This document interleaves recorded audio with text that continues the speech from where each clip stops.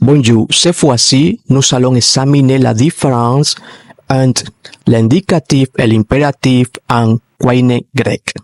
Jean 5,39 en grec koiné se lit « Eravnat tagrapha ».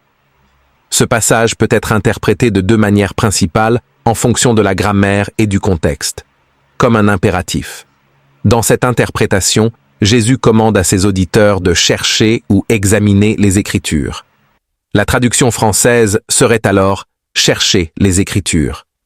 Exemple de traduction en impératif, vous cherchez dans les Écritures, car vous pensez avoir en elles la vie éternelle, et ce sont elles qui rendent témoignage de moi. Comme un indicatif. Ici, la phrase est vue comme une simple déclaration des actions des auditeurs, c'est-à-dire qu'ils examinent les Écritures. La traduction française serait « vous examinez les Écritures ». Exemple de traduction en indicatif, vous examinez les Écritures parce que vous pensez avoir en elles la vie éternelle, et ce sont elles qui témoignent de moi. Analyse de différentes traductions. Traduction Louis II, 1910, impératif, sondez les Écritures parce que vous pensez avoir en elles la vie éternelle, et ce sont elles qui rendent témoignage de moi.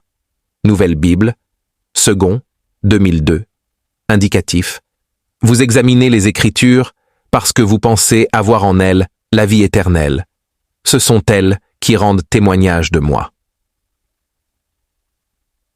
Contexte grammatical et théologique.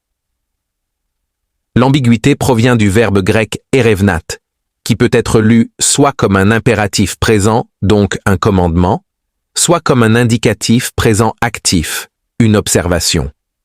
Le choix entre ces interprétations dépend en partie du contexte plus large du discours de Jésus dans l'Évangile selon Jean. Impératif. L'interprétation impérative peut être vue comme une exhortation de Jésus, incitant les auditeurs à scruter les Écritures pour trouver la vérité qui y est contenue à propos de lui. Indicatif. L'interprétation indicative peut être comprise comme une description de la pratique courante des auditeurs, à savoir qu'ils examinent déjà les Écritures, mais peut-être sans comprendre leur véritable témoignage sur Jésus. Conclusion. La dualité de traduction de Jean 5,39 reflète des différences d'approche dans la compréhension des Écritures et de l'intention de Jésus.